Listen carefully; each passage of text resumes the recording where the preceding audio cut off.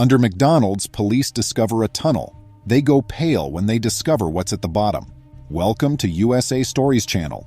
Do not forget to subscribe and activate the bell button to receive all new updates. Now let's go to the story. The McDonald's restaurant was like a comforting sentinel in the middle of an otherwise quiet town. It has been a community hub for years, drawing in people looking for fast bites, nostalgic recollections, or just somewhere to hang out. Beneath the golden arches, friends congregated after school, families brought their kids, and elderly couples enjoyed their morning coffee.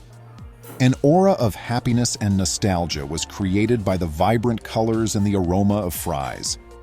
However, throughout the last few months of silence, an enigmatic curtain has fallen over this otherwise typical institution, creating shadows where there used to be laughing. The well-known parking lot took on an entirely new life as the sun sank below the horizon. Luxurious vehicles, elegant and costly, slid into the night with their headlights out of respect for onlookers. These unexpected visitors arrived in the shadow of night, enveloped in mystery. The murmurs from the community got louder, spinning stories of strange things that happened within the McDonald's at night. Shush talks revealed there was a secretive underworld beneath the golden arches, a place beyond the prying gaze of interested passers-by. Every gossip added another degree of mystery to the mystery, attracting the interest of those who ventured to wonder what was hidden beneath the facade. The locals felt a mixture of interest and apprehension. They were curious about what was going on within the well-known confines of their favorite fast food sanctuary. During the day, a few people dared to approach, glancing through the glass windows to get a peek of the peculiar customers who stopped by after dark. Their curiosity was stifled by shuttered doors and opaque windows that showed them nothing except the outside of a standard McDonald's in the daytime. There was an unsaid tension among the residents that lingered in the air, along with the smell of salty fries and cooking hamburgers. The village, which was before a refuge of harmony and friendship, now had a faint undercurrent of distrust. Their peaceful lives had taken a toll when their favorite McDonald's underwent a metamorphosis, and they were left to deal with an increasing amount of anxiety. The locals couldn't shake the feeling that their village had irrevocably altered as the days stretched into weeks and the mystery grew more complex.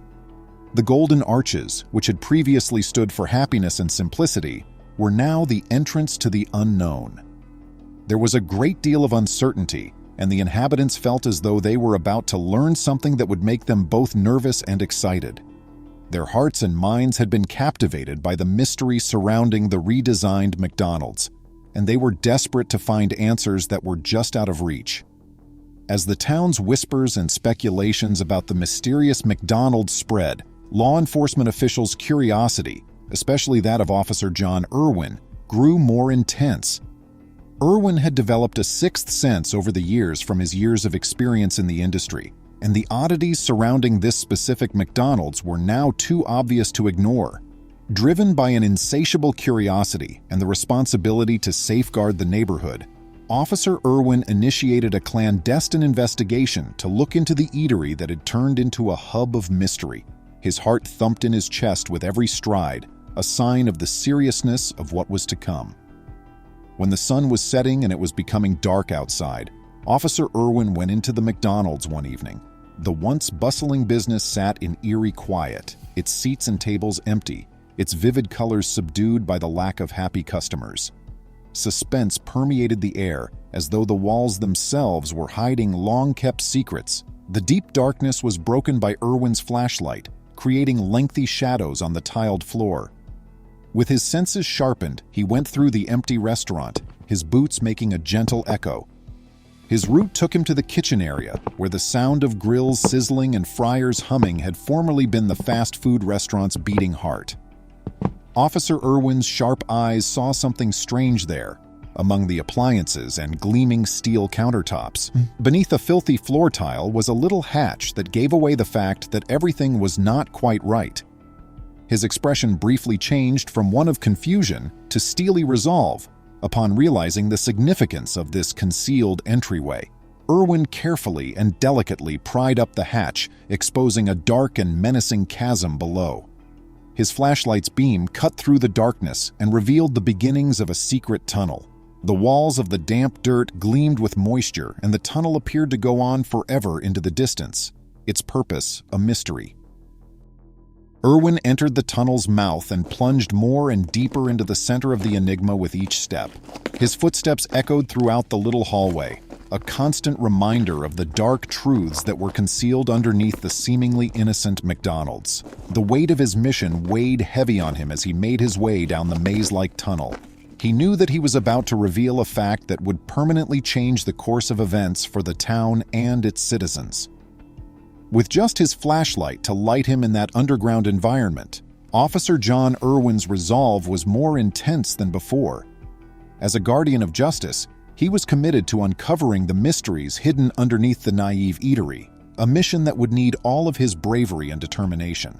Now, accompanied by a group of seasoned detectives, Officer Irwin made the perilous descent into the concealed tunnel. Their world shrank to the narrow beams of light cast by their flashlights, highlighting the earthy, moist walls that seemed as though they were closing in on them. The tunnel extended ahead, twisting like a dilapidated maze shrouded in a suffocating quiet. The faint glimmer from the flashlights could not break through the gloom, creating strange dances of shadows along the uneven tunnel floor.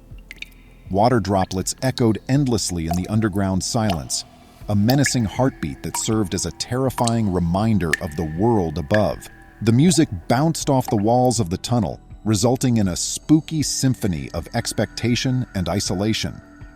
The uneven ground under them threatened to reveal their existence, and their every step resounded with a resonance of unease. The air got thicker with each passing instant, the worry of the crew tangible in the breaths they dared not emit. Their heartbeats pounded frantically in the cramped tunnel, a testament to the deep mystery they were about to face. The voyage into the heart of darkness went uninterrupted, a relentless plummet into the depths of the earth. Their progress appeared to be mocked by every bend and twist, a constant reminder of their fragility in this dark underworld. With every stride, the tunnel appeared to go on forever, and the tension increased like a coiled spring. Their adventure finally came to an end as they emerged from the twisting maze into a room that was beyond anything they could have imagined. The experienced detectives were immediately taken aback by what they saw as their flashlight beams shone upon this terrifying scene.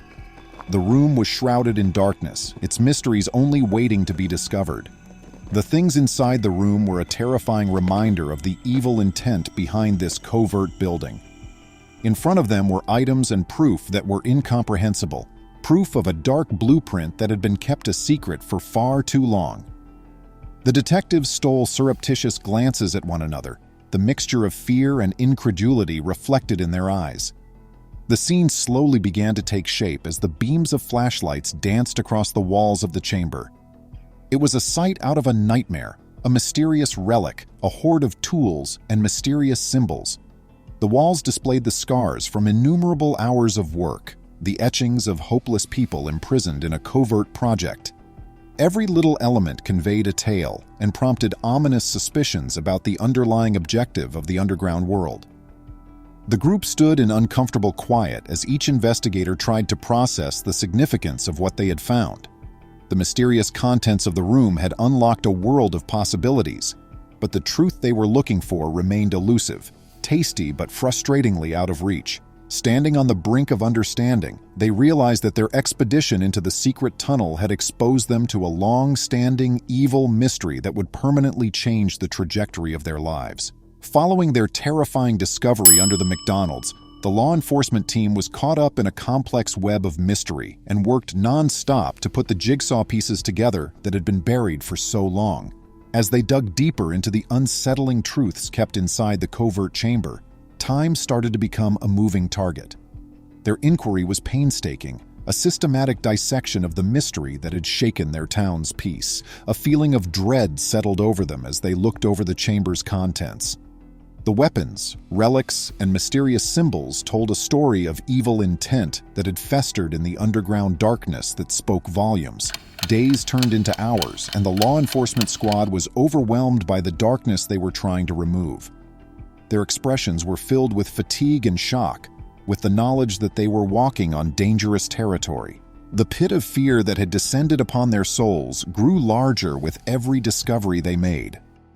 As the evidence grew, The secret chamber's evil intent, a bizarre play of deceit, manipulation, and malevolence, began to take shape. The detectives looked at each other gravely, their eyes locked on the terrifying information that was now clearly apparent. An old and evil entity that had been buried for far too long was concealed behind the familiar MacDonald's. The cops felt the weight of their duty hard as they struggled with the horrific truth of what they had discovered. There were tough choices ahead of them, all of which would have an impact on both their own life and the lives of the people they vowed to defend. Justice was a tenuous thread that linked their conduct to the security and welfare of people they served. The town's favorite fast food restaurant was left under a lengthy shadow when the horrible truths that had festered beneath it were revealed. The beloved icon of the little town was permanently altered when the once familiar golden arches were viewed as a representation of deceit and evil. Following their unwavering search for the truth, the law enforcement squad was determined to take on the darkness that had taken up residence under the surface. Their expedition into the concealed depths had permanently altered their spirits, serving as a sobering reminder of the potential for evil that might be found in the most unlikely locations. They realized that their responsibility went beyond the boundaries of their village as they struggled to deal with the fallout from their discovery. It was an oath to keep the light safe from the shadows that were threatening to engulf it. Australia is a remarkable land home to many stunning yet terrifying animals. Certain species are unique to Australia and are not found anyplace else in the world. An Australian teenage girl is the subject of this tale. Something strange was hiding in her ceiling, she realized. She prodded it when her curiosity began to grow. Perhaps she ought not to have done it. Australian youngster Zane Blaxland resides in Brisbane, Queensland. Zane was unwinding at her house one day when she heard some odd noises. These were loud scratches and screaming noises, the type of noises you don't ignore. You couldn't sleep or unwind because of how loud the noises were. The cacophony was so terrifying, it was almost as if she had landed in her own horror film. When Zane could take the cacophony no longer, he got up to see what was producing these awful noises. Stories of animals unexpectedly settling in people's homes are nothing new in Australia. Numerous accounts exist of frightening and untamed animal encounters that took place inside someone's home. These creatures are often spiders, snakes, and alligators. It's almost as if living in Australia involves occasionally having unexpected visits from wild animals. This time, the story revolves on a different animal that has enormous, clearly visible claws that resemble those from a horror film. Imagine discovering a hairy, eerie claw protruding from your ceiling as you walk up to the attic to investigate the disturbance that is keeping you from sleeping. It seems very unsettling, don't you think? It would terrify me. Not so much with Zane. She panicked, of course, and nearly had to dash to the bathroom, but she calmed down and began prodding the animal. She then understood what it may be. As expected, the creature began to protrude its snout through the opening. Living in Australia means you should always be ready to deal with the occasional visit from snakes, alligators, and spiders in your house. The nation is well known for its unexpected animal encounters, when animals break into homes without your knowledge. Before being discovered, certain animals may reside in dwellings for several days. When Zane saw that the creature was a possum, her anxiety subsided. Possums have long resided in the ceiling of her family's home. She was completely unprepared for its claw, especially given the frightening noises and the encounter, which makes perfect sense. You would also be extremely afraid if you discovered something similar protruding from your ceiling. What frightened Zane was that the possum had managed to bite a hole in the ceiling and put its claw out. She said that because it was situated directly over her bedroom, she had previously heard possums making noise. Since possums are nocturnal animals, ceilings are presumably another place they might be discovered. During the day, that appears like the ideal spot for a nocturnal creature to hang out, especially when the owners of the house start feeding you luscious banana chunks. There is perpetual darkness between the ceilings. Up there in the gloom of Zane's ceiling, it appears to be growing cozy. Making friends with the possum that was living in her roof, Zane decided to share her experience on TikTok. She began to get fond of the creature that had taken up residence in her ceiling. She even called it Pepper. She would record her attempts to become friends with the possum day by day. She would record herself giving her hairy companion banana bits, and day by day she appeared to get greater interest from viewers of her films. He would make a hole in the ceiling and the possum would poke its nose through it to smell the banana hanging in front of him. The possum began nibbling on the banana after realizing it was a tasty meal. After recording herself feeding the possum, Zane became popular on TikTok, receiving millions of views and likes. People adore seeing a happy possum. The animals are often disliked by people. They are perceived as frightening or bothersome, and they do not appear to be scared of people. Zane gets along well with the possum most of the time, but occasionally, when she approaches the ceiling, the possum hisses at her. It's wise to maintain a safe distance between yourself and a wild animal at all times since, after all, it's still a wild animal and its behavior can't always be foreseen. Zane discovered her possum companion had a large claw when she began to record it one day. Because she continued to give the possum bananas and other food, she kind of freaked out again and believed that she had produced a monster. It appeared to have expanded significantly. The possum poked its claw through the opening on this particular day, and Zane was surprised by how large it was. According to Zane, living in Australia comes with the inevitable encounters with wild creatures.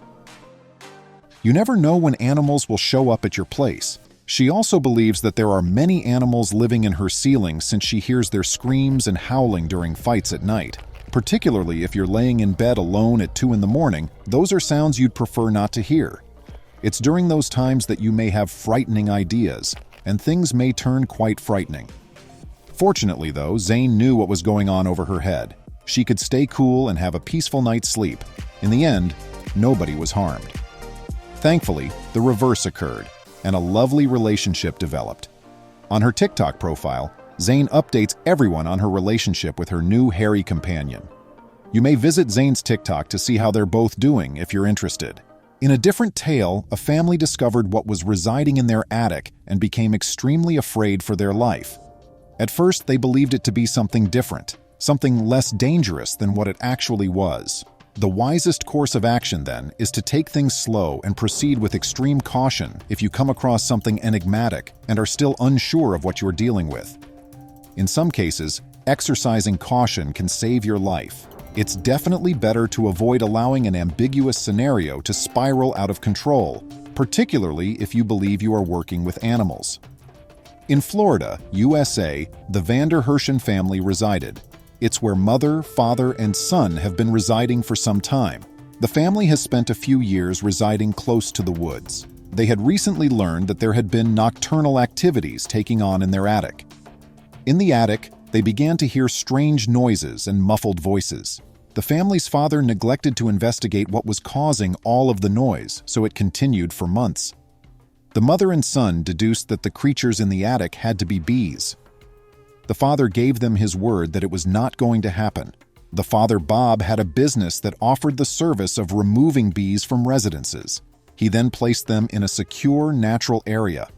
He had to undergo training and learn everything there was to know about bees in order to maintain a business like that. Knowing this, he could be certain that his attic was clear of drones and queens. He didn't want to go up and inspect the attic for that reason. He claimed to his spouse that they were only mice or something like. Bob claimed he was pressed for time and was unable to climb up to the attic and remove them. His wife was afraid to go up to the attic by herself as a result. The fact that the attic was just over their son's bedroom only served to heighten his fear. The youngster heard a disturbance one night and went up to the attic, deciding to have a look. He did not see bees or mice. Rather, the child discovered an enormous snake. He felt both terrified and shocked. He informed his mother about the awful visitor he had discovered in the attic right away. The family was too terrified to stay in the house after that. Upon eventually plunging into the attic, Bob was greeted by the enormous visitor who had been residing there without paying rent. He even succeeded in filming the enormous snake. The family phoned animal control when they had recovered from their fright. Animal control was unable to approach the snake since it had moved away from the ceiling opening by the time they arrived. The animal control officer was able to get a sight of the reptile during the fruitless chase. He had enough visuals of the snake to recognize it. He revealed to the family that a sizable rattlesnake was residing in their attic. The lethal venom of rattlesnakes is well known. These beasts are extremely hazardous. The guy told the family that the snake was hidden in the attic and may attack anyone it saw, therefore it was too risky for him to catch it. The father intended to protect both his own life and the family. Aware of the lethal nature of the plant's poison, it seemed like the family would never find someone willing to assist them. Not even their courageous nephew appeared to be as fearless as before. They looked for someone who could assist them, and then they recalled seeing someone on their friend's Facebook who appeared to be the ideal candidate. His name is Mark Lampard. He frequently uploaded photos of himself holding or lying next to the most ferocious animals. His expertise and case experience might be a huge asset to the family. Mark consented to assist them. He looked in the attic for the snake for several hours. He looked about for a while before coming upon a sizable chunk of snakeskin, indicating that the snake had been residing there for some time. When he did locate the snake in the attic, he quickly grabbed its tail and hauled it out. The snake was wrongly labeled as a rattlesnake by animal control. Fortunately, it turned out to be a far less deadly rainbow boa.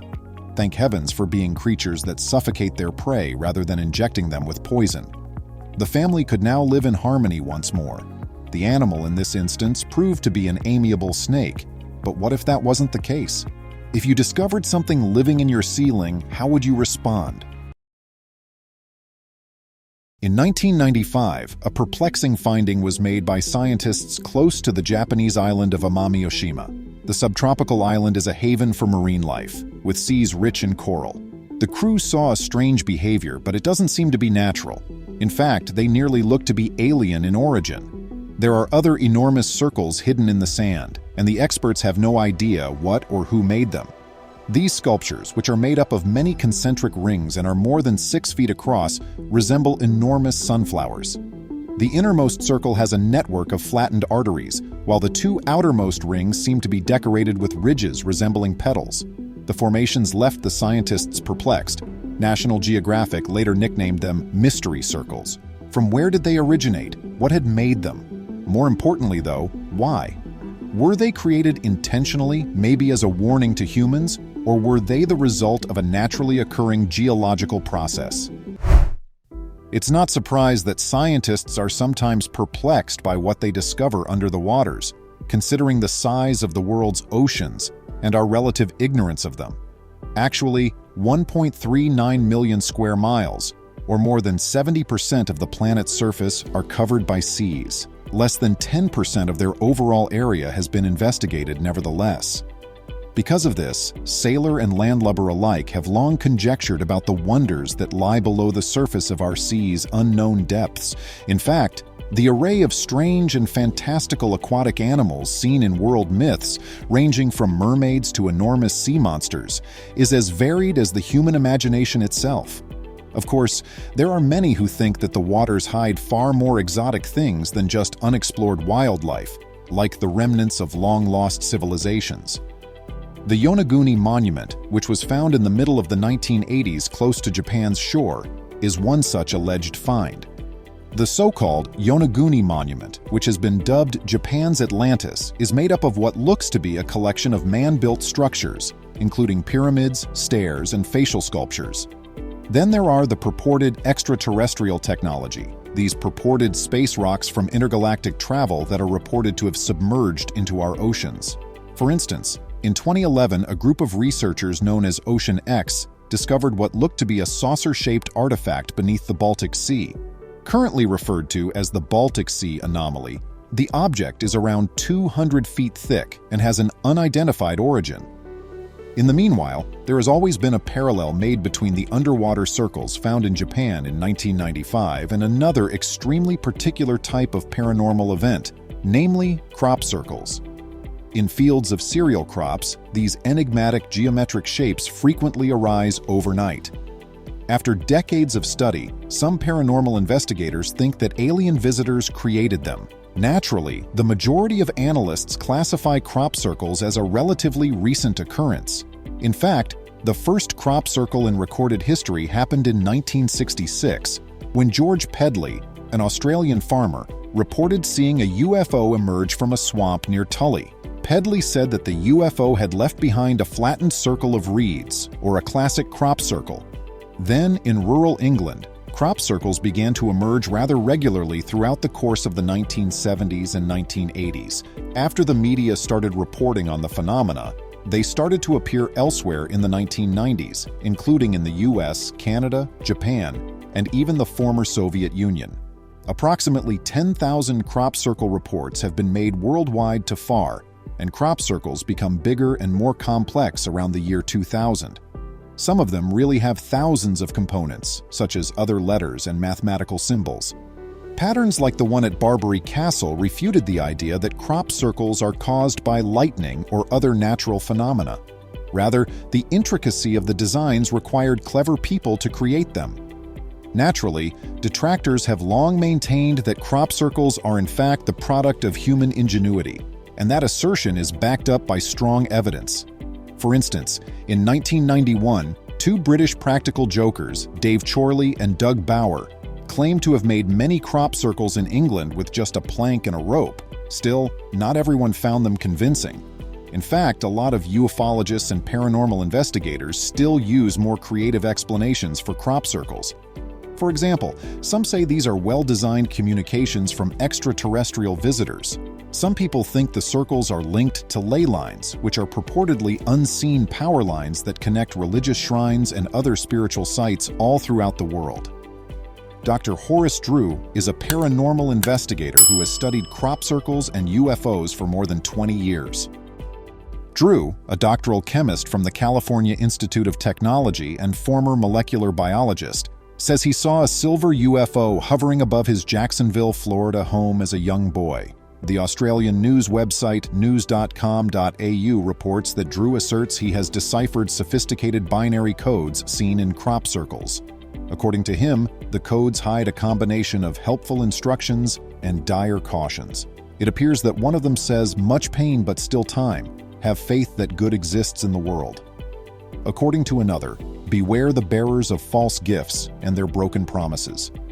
In 2007, Drew said he thought aliens could be saying hello to news.com.au. One theory is that they're trying to introduce themselves to us peacefully, like we do using bubbles with dolphins, Drew stated. "We place small bubble circles with generators under the ocean to communicate with dolphins. We study the dolphins as we observe them approach, play, and explore." Drew has proposed the hypothesis that crop circles are actually geographical markers to help time travelers find their way. There are definitely humans living out there in about 5,000 years with time travel capability, he stated. The issue is that our understanding of space-time physics is insufficient to comprehend what is taking place. It is not within our purview. The analysis of hundreds of plant samples from crop circles by biophysicist Dr. William C. Levengood has also contributed to the rumors around an extraterrestrial link. Levengood said that the plants had signs of microwave or electromagnetic radiation exposure. Moreover, he asserted that plants grown from crop circles had higher yields and a higher stress tolerance than usual. Hosts of dramatic eyewitness stories anecdotally corroborate such hypotheses of extraterrestrial visitors. For instance, paranormal investigator Francine Blake claims to have photographed a UFO she claims to have observed at a crop circle site. Moreover, she asserts that a brief outburst of alien energy produces crop circles. Comparably, in 2009, a British police officer supposedly reported seeing 3 extraterrestrial beings in a newly created crop circle on Silbury Hill. Some ufologists referred to the aliens as tall whites, claiming that they resembled blonde people who were taller than 6 feet. As reported by the Daily Telegraph in the UK, the policeman said that these individuals then left the scene faster than any man he had ever seen. Naturally, the issue of whether the underwater constructions observed by divers in 1995 had any real link to the type of crop circles recorded in England since the 1960s arises since rural England is a far cry from southern Japan. What caused the mysterious circles to appear close to Amami Oshima Island? And was there, as some pundits would have you think, an alien connection? In reality, it took almost 15 years to unravel the riddle, but the creator of the mystery circles was eventually discovered in 2011. Naturally, geological processes had nothing to do with anything, and neither did aliens. Rather, the maker of the circles turned out to be a recently discovered species of pufferfish called Torquigener albomaculosus, sometimes known as the white-spotted pufferfish, mostly because it's much more convenient to pronounce. One of the almost 100 species of pufferfish that are members of the Tetraodontidae family, a close relative of porcupine fish, is Torquigener albomaculosus. On Tetraodontidae fish, on the other hand, the spines are thin and mostly hidden until the fish blows out, in contrast to the thick and easily noticeable spines on porcupine fish. The fish's capacity to blow itself up into a big, spiky ball is a protection mechanism that most likely developed to make up for its awkward swimming style. In addition, pufferfish have 4 teeth that are connected into plates to create an appendage that mimics a beak. They use this to crack open the shells of various prey, including crustaceans. More than 1,000 times more lethal than cyanide, most pufferfish species are unsafe for human eating due to the presence of tetrodotoxin in their bodies. In reality, paralysis of the diaphragm muscles is the usual outcome of tetrodotoxin poisoning in humans, and this can result in respiratory failure and death in less than 6 hours. However, it seems that certain marine animals, like sharks, are resistant to these impacts. Despite the potential for tetrodotoxin poisoning, many people continue to consume pufferfish. In Japan, the fish is really regarded as a delicacy. It's called fugu, but to cook it safely for human consumption, a competent chef's touch is needed. Each year, a few individuals in the nation pass away from consuming improperly prepared fugu. Furthermore, it seems that one of the main components of a powder that certain voodoo priests employ to make zombies is tetrodotoxin. The poison was discovered in samples of ceremonial powders that were removed from Haiti in the 1980s by ethnobotanist Wade Davis. In fact, ingestion of tetrodotoxin would result in a transient paralysis or comatose condition, resembling a state of death. The only fish species known to produce circular formations on the seafloor is Torquigener albomaculosus, while the majority of pufferfish possess tetrodotoxin. Considering the scale of their works in comparison to the fish, this is no easy task. It's possible that naturalist David Attenborough, who called the animal the greatest artist of the animal kingdom, was correct. The mysterious rings are made by the male pufferfish meticulously churning up the silt with his fins and fluttering them. By swimming straight into the formation's center and then arcing around to its outside circumference, he creates furrows on the outer rings. He keeps doing this until the formation is finished. The male fish decorates the outer ridges with fragments of shell and coral. Next, he places sand particles in the circle's center and arranges them in an arbitrary arrangement. The whole process, which takes a week or longer to finish, is done to draw in a woman. The male pufferfish enters the inner circle and stirs up the tiny sand particles when a potential female arrives. The woman looks over his work to show that she approves. She swims away to the middle of the mysterious circle, deposits her eggs, and lets the male fertilize them if she gives her approval. Although experts are unsure of what the female looks for in a nice nest, they think it could serve the purpose of shielding her eggs from currents. She could be assessing the inner circle's fine particle distribution, size, symmetry, or ornamentation. It's possible that she likes big nests because they indicate a powerful partner. In a 2013 interview with the scientific website Live Scientific, University of Texas researcher Alex Jordan hypothesized that the nest could be solely utilitarian. He said, "There's no evidence that females care about anything more than the fine sand, and even that's a stretch." He proposed that the exquisite structure and lines could have no aesthetic value other than to direct those particles toward the center. In fact, scientists think that the pufferfish's ability to construct their nests depends on a steady supply of small sand particles. The male protects the eggs for about a week until they hatch after the female deposits them. After that, he looks for a new place to nest. However, it's still unclear why he can't seem to use the previous nest. The only fish that is now known to have carved intricate mystery circles out of the sea floor is the Torquigener albomaculosus.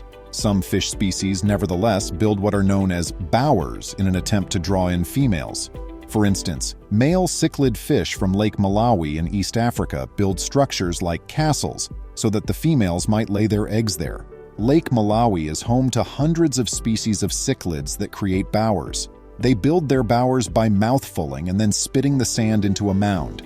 In addition, scientists from the universities of Nottingham and Hull have found that the bowers seem to serve more sophisticated social purposes than just luring women. Dr. Domino Joyce, a University of Hull scientist, claims that the fish's propensity for fighting is influenced by the design of their bower. "We spent a total of 26.5 hours underwater watching 99 cichlid fish of one particular species," she added. "We carefully changed the sand structures of some fish to find that the owners of these bowers got into fewer fights with other males. Furthermore, as per Dr. Joyce, these modifications to the bower offered unique evolutionary benefits.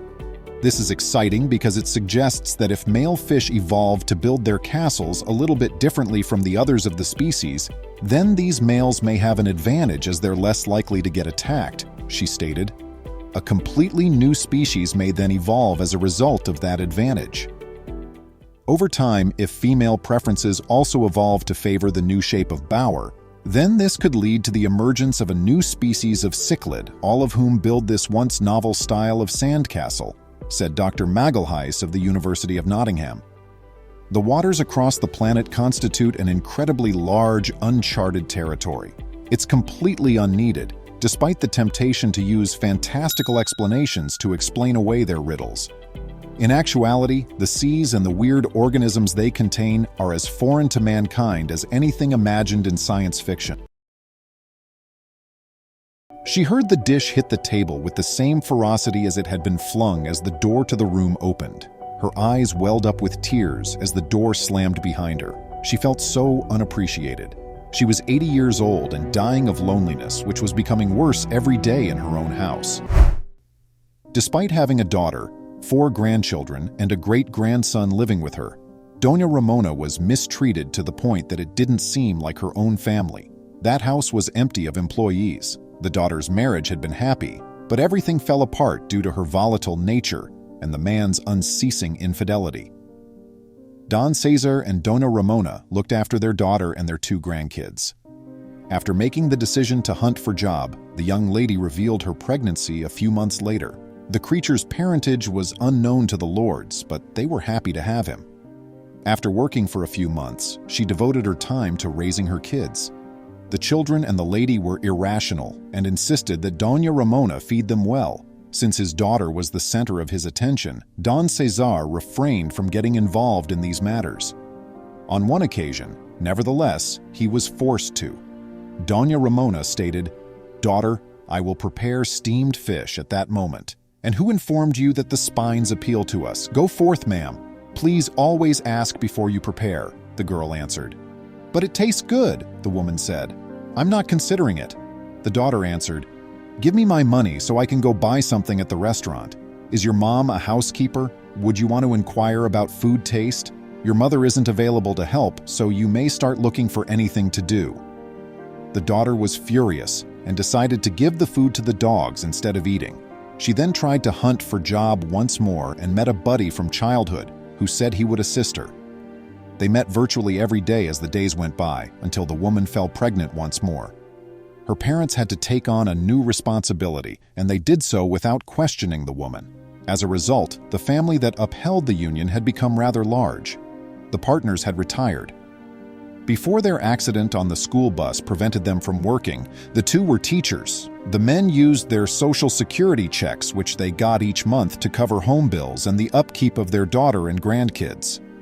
Dona Ramona's constant advice to stay on the right course caused the eldest grandchild to feel deeply rejected, but this really disturbed the child and made her feel quite resentful of the lady. The granddaughter finally became a mother and a single person at the age of 16, which added even more shock value to the residents. In a sense, Dona Ramona was the housekeeping. They had her take care of the great-grandson all day and sometimes even into the night after he was born, especially when the grandmother and mother went out to celebrate. She was now irritated that the picture had decided to remain locked in the space. The woman was cooking, cleaning the dishes, and washing everyone's clothes in the home in the while. They always cherished the youngest and even brought joy to the home during the holidays. That pair went on to have another daughter and 3 more grandkids. They always bought the cheapest items they could find at the market for the other 3 grandchildren, saving the best gifts for the ones who lived with them. The oldest daughter had avoided them because of it. The eldest grandchild was a real character. She would go days without speaking to her grandma, out of animosity. The woman was not authorized to watch television. Everyone would get up and leave her alone if she went to sit in the living room.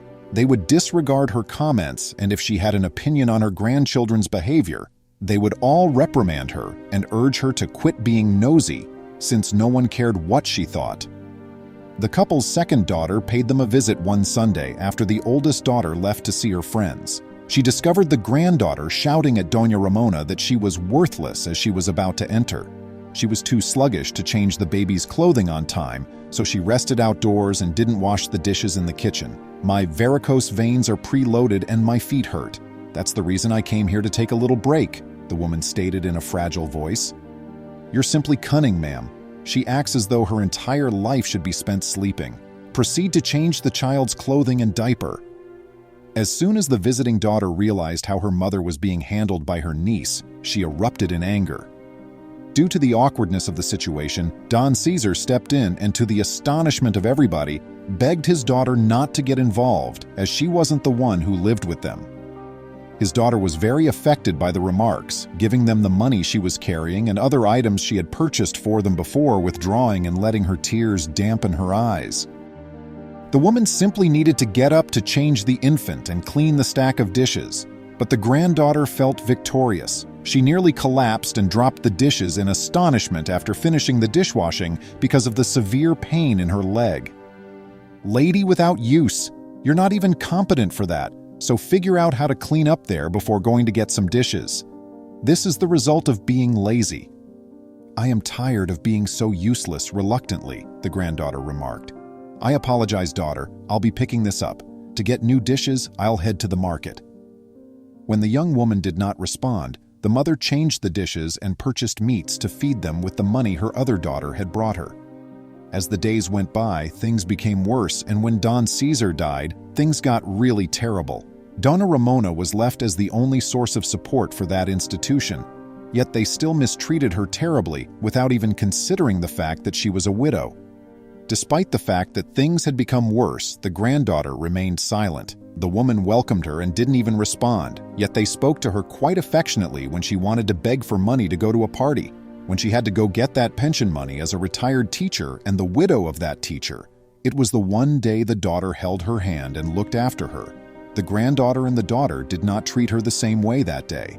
They enjoyed feeding her and dressing her as well. As the woman grew older and continued to cause them problems, they confined her in her room and made her stop doing the tasks. To maintain their life of luxury, they hired someone to take care of them. In her own house, Doña Ramona had a sense of alienation. Reluctantly, they fed her every day when the pain prevented her from getting up. She occasionally had to fight to go outside and check the pantry to see if there was anything inside, since they occasionally forgot to feed her. While the other 3 grandkids showed Mom a bit more attention, other times they were more patronizing. But in a few of days, she made it clear to them that she intended to vanish, since she could no longer stand to be disregarded and to be without a cent each month to purchase a piece of candy.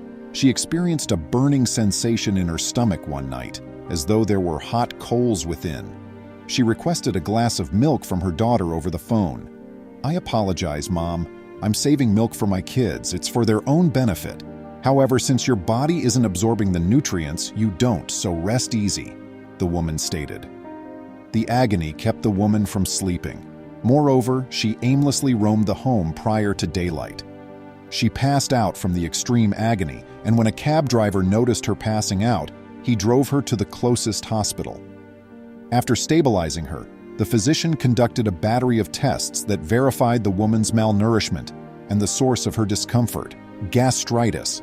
When they inquired whether she wanted her family to know, she said that since her husband had passed away, she had no one left in the world. Still, her daughter was searching for her, so they saw her picture on TV. The woman wanted to be called to her oldest daughter since she could not be persuaded by human power to go back to that residence. After that day, the lady's comfort stopped, and the youngest daughter and her kids started to feel bad for treating her badly. To pay their bills, the two ladies had to hunt for a job. That's when their indolence ended. Once they realized how inappropriate their behavior had been, they begged the woman's pardon. But she had found companionship, understanding, and care in that mansion, and she never wanted to go back. She had never experienced peace in her life till she was over 83 years old. She really regretted severing her relationship with her eldest daughter and ignoring her grandkids, who truly loved her for herself and not for what she could provide for them. Please remember to subscribe to our channel, give us a thumbs up, and turn on the notification bell so you won't miss any of our videos. If you enjoyed the tale, the next video that plays on your screen will probably move you too.